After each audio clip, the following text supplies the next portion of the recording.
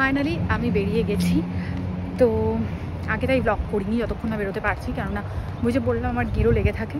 তো বেরিয়েছি, দেখি ঠিকঠাক জায়গায় পৌঁছতে পারি কিনা। আর আমার কাজ হয়ে গেলে শিলাদিত্য বাচ্চাদের নিয়ে চলে আসবে। আজকে পুরো বাচ্চাদের দায়িত্ব শিলাদিত্যকে দিয়ে এসেছি। ও এখন ওদের লাঞ্চ করাবে। ওরা কাঁদছিল আমি যখন আসছিলাম। তো আমাকে তো সেভাবে বেরোতে দেখে না ওদের ছেড়ে, তো কান্নাকাটি জুড়ে দিয়েছে, স্পেশালি লিও। জানি না কি করবে। তো এই আর আমি চলে এসেছি মলের মধ্যে, এখন ওপরের ফ্লোরে যাচ্ছি। আর এই মলের প্রত্যেকটা জায়গা আমার এত ভালোভাবে চেনা, যেখান থেকেই এন্ট্রি নিই না কেন আমি ঠিক সুন্দরভাবে খুঁজে খুঁজে পৌঁছে যাই।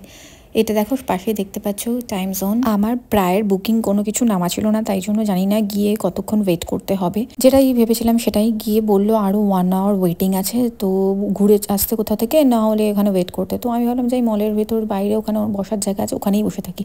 ওই পার্লারে বসে ওয়েট করাটা আর ভাল লাগছিল না, তো আমি এখানে ওয়েট করছি। চলো, আমি ক্যামেরাতে দেখলাম শিলাদিত্যদের রেডি ফেডি করেছে। আমি যে ড্রেস দিয়ে এসেছিলাম বোধহয় ওরা খেতে গিয়ে নষ্ট করে ফেলেছে, তো ড্রেস পরিয়ে রেডি করেছে। ক্যামেরাতে দেখতে খুব মজা লাগছে। এটা এই ভিডিওটা যখন শিলাদিত্য দেখবে তখন আমাকে বলবে তুমি ক্যামেরাতে বসে বসে দেখছিলে। তবে কী করবো, আমি ওয়েট করছিলাম। আমি বললাম আমার 3:30 অ্যাপয়েন্টমেন্ট, তো এখন আর 10 মিনিটস বাকি আছে।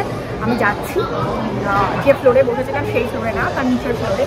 তো এখন আমি নিচে যাচ্ছি। এদিকে শিলাদিত্য ফোনও করেছিল, ও বললো বাচ্চাদের নিয়ে বেরিয়ে চলে আসবে, ততক্ষণে আমার হেয়ার কালার হয়ে যাবে। তো এই যে আমি পার্লারের সামনে এসে গেছি, এখন ঢুকে যাচ্ছি। কিন্তু আমার মনে হয় না আমার হেয়ার কালার কমপ্লিট হয়ে যাবে, ওরা আস্তে আস্তে ওরা আসুক এদিকে। এখানে তো অনেক অপশানস আছে ঘুরে বেড়ানোর, শপিং করার, তো সেগুলো নয় করবে। আমি এখন বসে পড়েছি, কালার অ্যাপ্লাই করা হয়ে গেছে। এখন 35 মিনিটস মতো ওয়েট করতে হবে। এই 35 মিনিটস মতো ওয়েট করাটা কালার লাগিয়ে আমার প্রচণ্ড বোর লাগে, দেখছো। কী আর করবো, বসে যখন থাকতেই হবে বসেই থাকি। তাও পার্লারে তখন ফাঁকা ছিল, ওয়াশ করতে নিয়ে গেল। ওয়াশ হয়ে গেলে ব্লো ড্রাই করে দেবে, দেন ডান হয়ে যাবে আমার। তারপর আমি ওদের কাছে চলে যাব।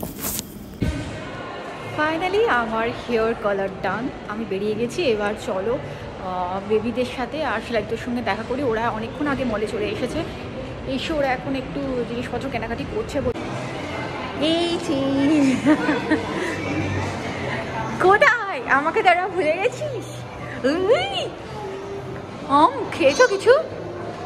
খুবই সুন্দর লাগছে, বাবা সাজিয়েছে।